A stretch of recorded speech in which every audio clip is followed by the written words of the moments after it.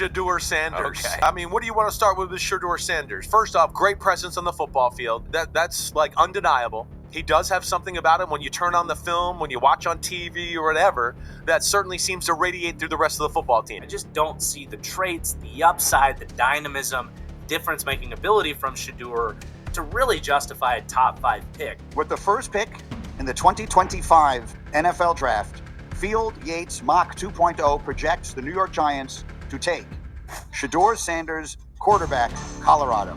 Peyton Manning didn't have to league like Ryan Leaf over him, so still Owens taking number 1 overall. Matt Ryan, Jake Long went ahead of Matt Ryan. They took him so far something from Chad Hennings over Matt Ryan. Honestly, God, how'd that work out, right? Drew Brees, second round. Archer, then Miami didn't take him, goes to New Orleans, right? The NFL didn't like him back when Johnny Unitas came out of Louisville. They didn't like him now. And it gets burned 9 out of 10 times by passing on these guys. All the teams that are passing on him right now, as Mel just mentioned, are taking a gamble. I guess there's going to be a lot of case studies done on why did people pass on him? Because it isn't because of how he plays the game.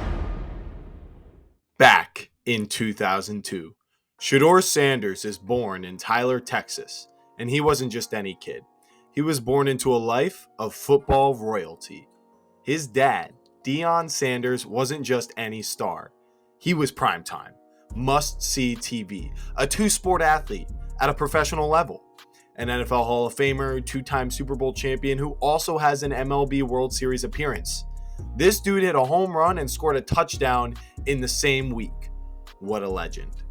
Shedeur could have settled for just being the son of an NFL legend, but he decided he wanted more, and he made the most of his situation. Deion coached him for 3 years of high school at Trinity Christian, where Shedeur dominated. He threw for over 12,000 passing yards, had 166 touchdowns, won 2 state championships, and was an Elite 11 finalist, which is a QB event for high school recruits, which hosts the top 20 in the nation. Recruiting services rated Shedeur as a 4-star QB, and offers came pouring in from Alabama, Georgia, Florida State, and this was perfect. But Shedeur chose something different. He followed his father to Jackson State, where Deion was also starting off a college coaching job, and so did his brother Shiloh, who was playing at safety. Well above the level of competition, and after torching defenses at Jackson State, it was time for an upgrade.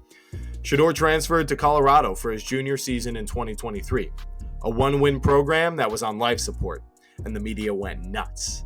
And this brought lots of attention to the program and lots of players. Deion, Shedeur, Shiloh again, Travis Hunter, and ESPN just couldn't stop talking about Colorado. In Shedeur's senior season, Colorado got moved up to the Big 12. Now playing his toughest level of competition, how did Shedeur perform? Overall, it was mixed, but Shedeur was shaping up to be a first-round quarterback, and some like Mel Kiper even suggesting first overall. His stats his senior year were 4,100 passing yards, 37 passing touchdowns, and 10 interceptions. Colorado finished 9-4 and 7-2 in the conference. Although they were 4th place, this was a huge improvement off of last year, where Colorado finished 4-8. Some of the negative takeaways from his 2 years at Colorado were that Shedeur may be taking too many sacks, as he took 56 in 2023 and 42 in 2024. Though many pointed out how Colorado had the worst offensive line pretty much in college football, ranking 132nd out of 133 in his junior season. But Sanders was also 1-7 against ranked teams in 2023, and things didn't get too much better in 2024. So there were still questions to be had. NFL scouts did love his accuracy, his quick reads and poise, but some were also worried if he was even athletic enough, if he had a strong enough arm, or was durable enough to be an elite franchise quarterback. The questions remained, but the league still eagerly awaited the pre-draft process where they could get a better look and compare him with the other QBs. It also came out that Shedeur's agent was his own dad, Deion, the man who entered the NFL with a ton of confidence and an emphasis on ignoring the haters. One would think this would have been the best thing for him. To start, there was a heavy management of his brand, NIL deals with Gatorade, Mercedes-Benz, Tom Brady's clothing line even. And this was all great, but what was their plan for the pre-draft process? Well, he declined to participate in NFL combine drills, but did go to the interviews. And they were interesting, as it seemed like there were some echoes of his father's confidence, demeanor, and attitude. Shedeur chose to hold private workouts instead, dictating the terms. And he also showed up at the Shrine Bowl with his teammates, but in sweatpants, and chose not to throw, which began to turn some heads for the wrong reasons. The inevitable question started to gain some traction as scouts wondered, is he really about football, or is he just about the fame? But let's fast forward to April 24th, 2025. Past all the fog of war and lies of the pre-draft process, the NFL draft is here, and Shedeur is on top of the world. He rebuilt his entire basement into a whole room dedicated to draft night, to his brand, and to him. His family had a huge gathering and party, as many do for their loved ones entering the draft, and the confidence and energy in the room was electric.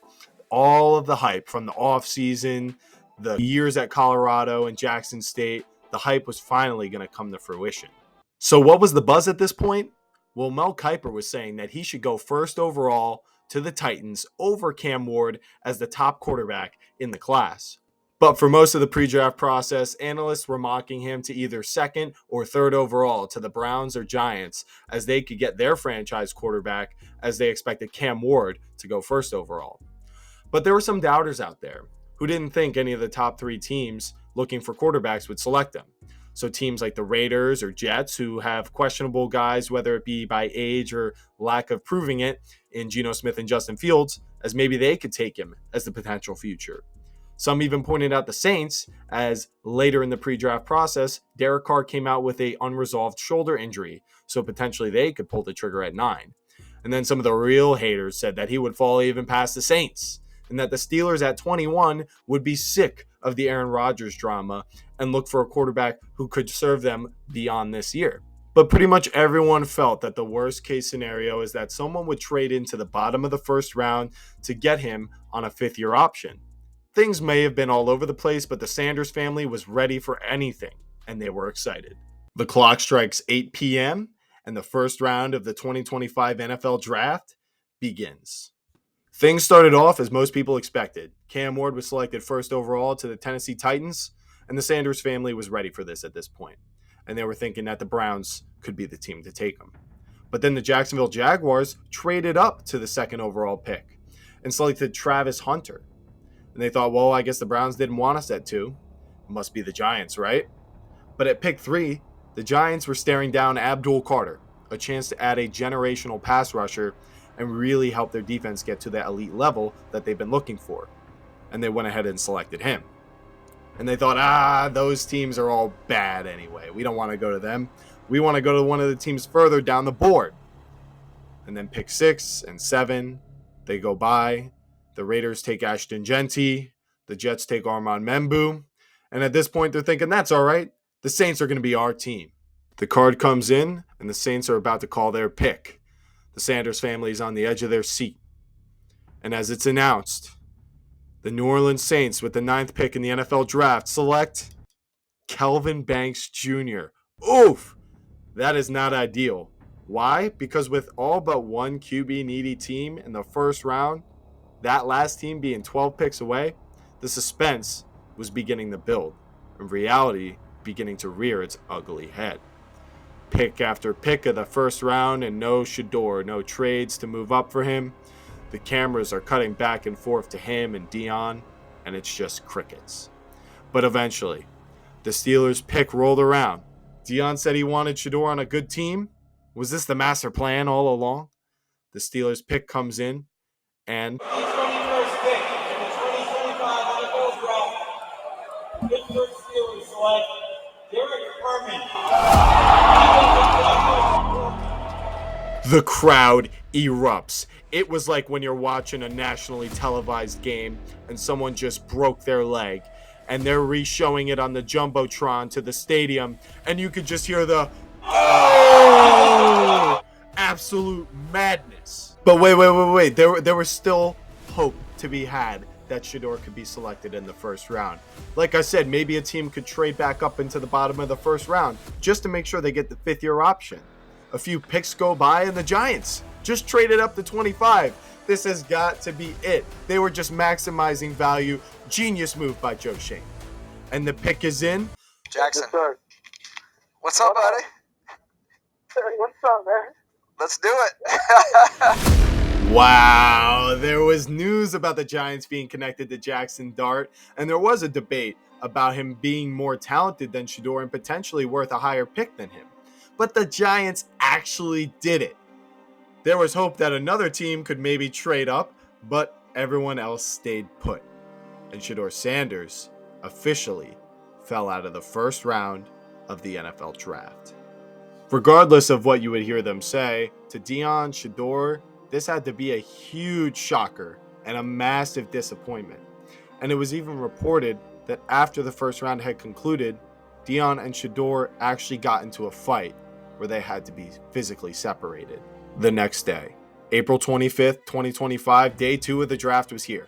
Rounds 2 and 3 would occur, and things seemed obvious, with Cleveland having the first pick of the second round, that they were going to take Shedeur as their quarterback, as they still didn't have anyone. But they took linebacker Carson Schweschinger, and it was at this point that you could smell it in the air. Something was off. You would think it was bad enough watching another round of pick after pick going by with no Shedeur, but it was not just that. Things got even worse, as the Saints got another chance to select the quarterback. And they did select a quarterback, except it was Tyler Shough, a quarterback who had serious injury history that held him back his whole career.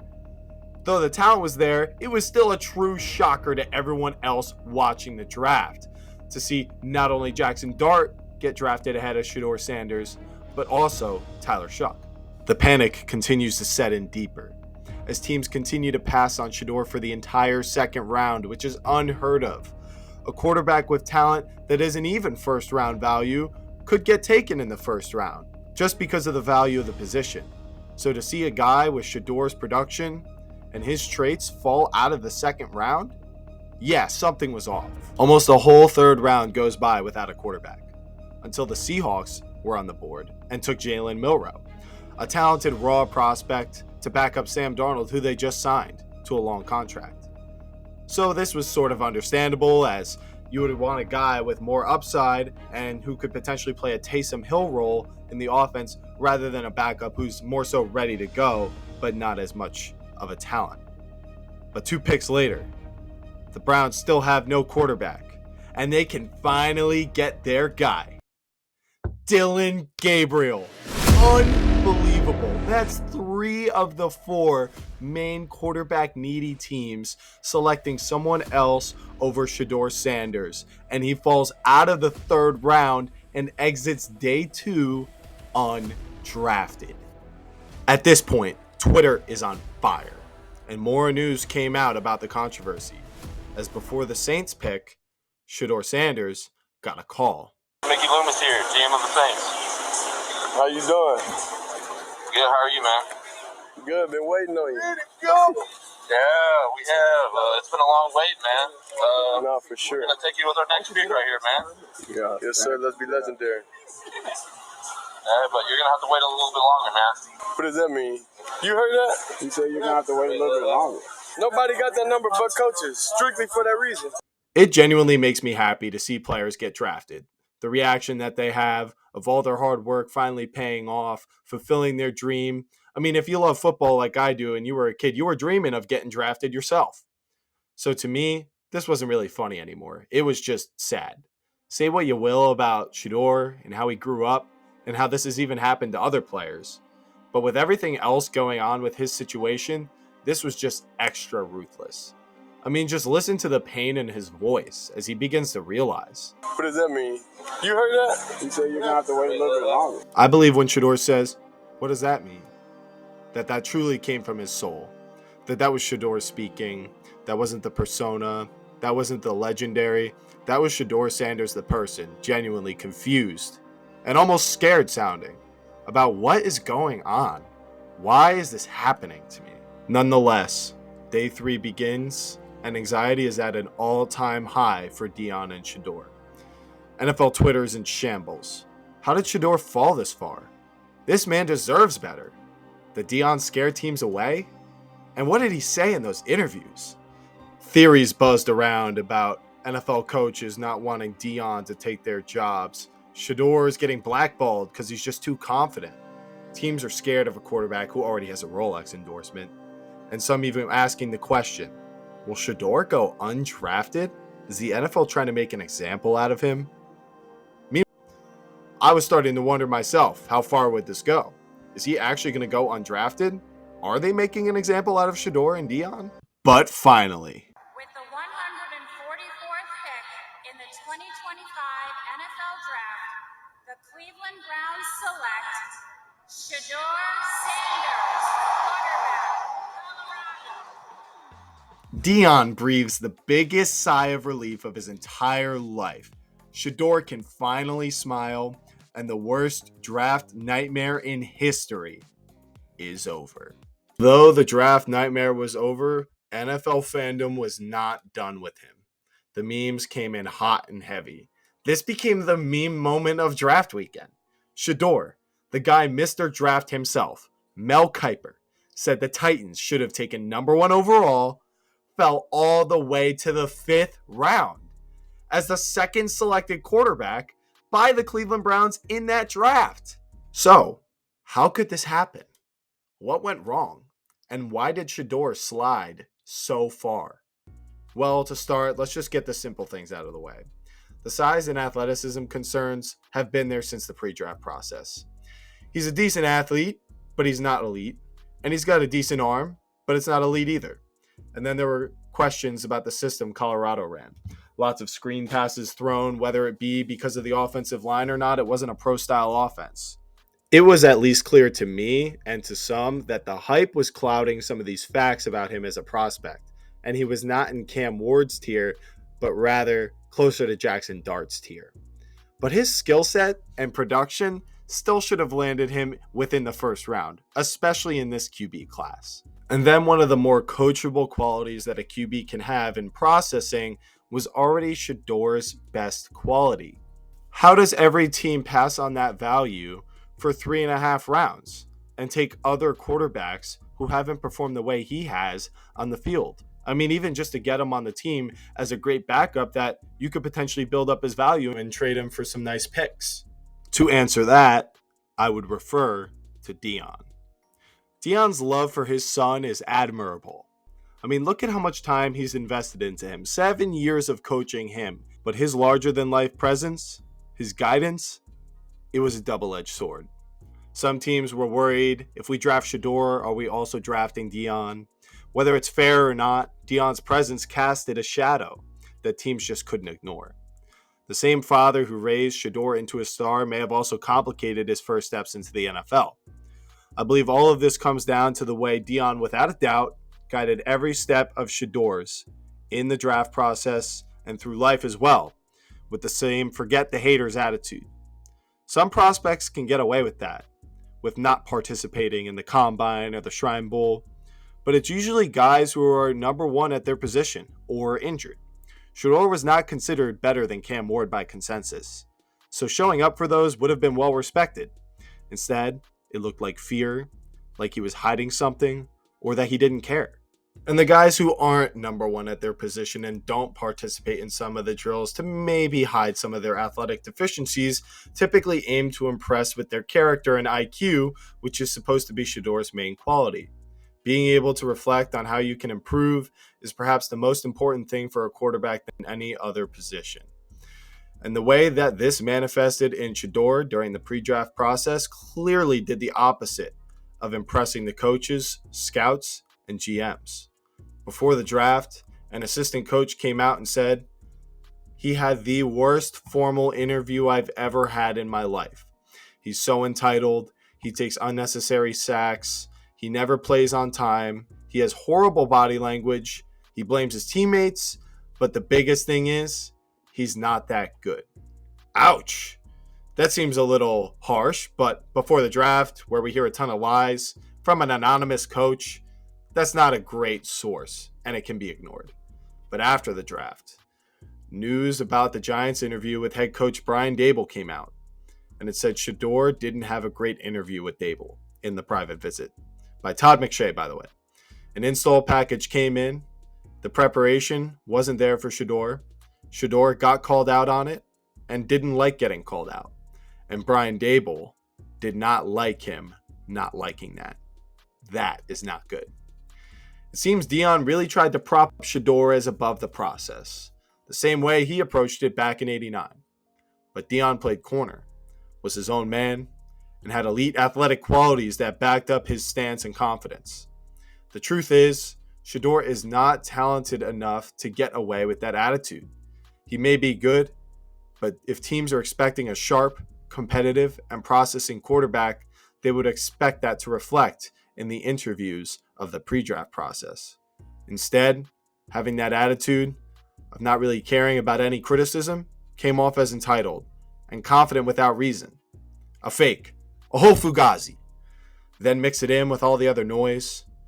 Shuck went to the Saints, and at that point, Shedeur would just be a noisy backup, and that is one of the last things you want. Of course, the Browns finally took him. I mean, someone had to do it. But look at all of what happened. What could have been avoided? Now he needs to compete with Dylan Gabriel. And right now, even if he doesn't say it, his confidence is shattered. And someone with 5 years of experience having success on multiple different teams, the second all-time college touchdown pass thrower, Dylan Gabriel, is not going to go down easy. And since at this point it's pretty clear that the reason he fell had everything to do with the interviews and the persona that he gave off and not his play on the field, it really makes you wonder, what was the root cause of that behavior? Perhaps staying in the nest with his father so long deprived him of the chance to get a real perspective of what it's really like to fight for a chance at the NFL. The perspective that all the other players have that teams are looking for. A perspective that would have helped a lot in those interviews. Not having an agent also, to be transparent, I believe was a huge mistake. Deion really believed that people would be honest with him when he asked them about his sons. And it's pretty clear that teams and agents and whoever was talking to him were willing to lie during the small talk if it meant that they didn't draft Shedeur and they got to keep their job. So I'm going to ask again, where this behavior really came from. Because of course, there's a chance that growing up the son of an NFL legend could leave you growing up a little entitled. But also, I want to pose the question, is this not really who Shedeur is? Is Deion encouraging this attitude for Shedeur? I mean, he would assume it worked for him, so why wouldn't it be what's best for Shedeur? Was Shedeur actually self-aware enough to understand that on paper, he wasn't the same prospect as Cam Ward, and more so in the tier of the other guys like Jackson Dart? Nonetheless, with Deion insisting that he must ooze confidence and never back down. I mean, why would they get into a fight after round one of the draft unless if they disagreed about something? And it was showing in the results of the first round that someone was wrong. That perhaps during the pre-draft process, Shedeur was resistant at times to the level of confidence that Deion would encourage him to show. That even though Deion believed he could be who they were both pushing him off to be, that Shedeur would know best exactly who he is, how much he wants it, and how far he could get. And that he thought Deion didn't understand that he was pushing this too far. It's tough to say how much of this really is who Shedeur is and how much of it is Deion's coaching. But I think it's safe to say, if this is true, we're probably never going to hear about it. I mean, it's likely a mix of both, that Shedeur is self-aware enough to know who he is and that he's not his dad as an athlete, but he also does have an unlimited tank of confidence to feed off of and grew up very fortunately to believe in himself. But I do believe Deion pushed him too far with the confidence, and Shedeur was starting to question if he even believed the things he was saying. I mean, Deion would encourage him to dig his heels in during interviews and not say anything that could raise concern, even if it was transparent. I think Shedeur knew at some point it would be too much, and those consequences would land on his shoulders and not Deion's. The Cam Ward clip also told me a lot. I mean, you could just hear the differences in their voices. Cam Ward had full confidence to say that he was better to Shedeur to his face because he felt he was not only more talented, but more committed. Shedeur couldn't really utter those words to his face because he didn't believe it and thought it wouldn't age. He knew that to Cam, all there was to him was football. I mean, he even said it when asking Cam to make a song. Cam said, "I play football." Shedeur just didn't have the same level of desperation for it as he did. I'm also going to point out that just last year, we saw this work and done correctly. Marvin Harrison Jr., son of Hall of Fame wide receiver Marvin Harrison. He bet on himself and didn't participate in everything, but that called teams bluffs, and it worked. Because the notion out of the interviews was that he was all football and nothing else. The film was there to clearly show that he was at least in the same tier as guys like Malik Neighbors. And he did fight some contract stuff for branding after the draft and everything, but that was after the draft, and it was quiet. Also represented by his father. Hardly heard anything out of Marvin Harrison Sr. during this time. He hasn't exactly lived up to the expectations yet, but I expect him to go to work and reach those heights. So what is my conclusion? If you're going to act like you're bigger than something, you better have proved it already. And it still doesn't hurt to show some humility. I mean, unless if you're literally a Deion Sanders level athlete, I don't think you should ever try to do something like this. And even some teammates of Deion didn't like him because he wasn't the best teammate either. I mean, he didn't like practicing, you'd get into arguments and stuff. But even Travis Hunter was quite involved in off-season programs, someone with a very similar level of talent. Still, even he, not above it. At this point, though, I'm rooting for Shedeur. I think he has definitely been humbled by this point. There is so much room for motivation from a hard lesson like this. He could look at this as an awesome opportunity to redeem his identity and his brand, to actually become legendary. After all of this, he could be the guy that called his own shot, with the only person who truly believed him being his dad. That would be pretty awesome. And Deion can redeem himself too. I mean, like I said, I see this as being on him as well, since this is his son and Deion has plenty of experience in the world of the NFL. And I think now he should realize that he should take a back seat and support Shedeur the same way most parents do, in the stands and behind closed doors, not at a microphone speaking for him. Maybe he can have a nice conversation with Marvin Harrison Sr. and ask him about the things that he did and the things that he found useful, and maybe get some advice from someone else who's gone through a similar experience. But also, as much as this can definitely motivate Shedeur and be viewed as an opportunity, it can also be the thing that destroyed his confidence forever, as a hit this big can definitely deflate everything he's already built within himself. And now he's basically got to start from scratch. I hope there was a new level of seriousness attached to this game that was missing before. I believe he could be a quality starter for an NFL team out there like the Browns. If he learns from teammates like Joe Flacco, who have been around for years and seen a lot of players come and go, and knows how to help a guy like Shedeur to maximize himself. And now, there are no excuses. He's on an NFL team. He can battle it out for the starting job with another rookie and 2 veteran backups. And I get the feeling he's not going away that easy. Thank you all so much for clicking on the video. I had so much fun recording and making this one. Obviously, this was a huge story, and I just had to give you guys my take on it. So what do you think about my theory? Like I said, I know if it's true, we'll probably never hear about it. I mean, maybe years down the line, but not anytime soon. What do you guys think? Is this really who Shedeur is? Is this something that Deion was pushing him to do? Or is it just kind of a bit of a mix of both and it's just on both of them? So tell me in the comments what you think. And do you think Shedeur is going to earn the starting job for the Browns?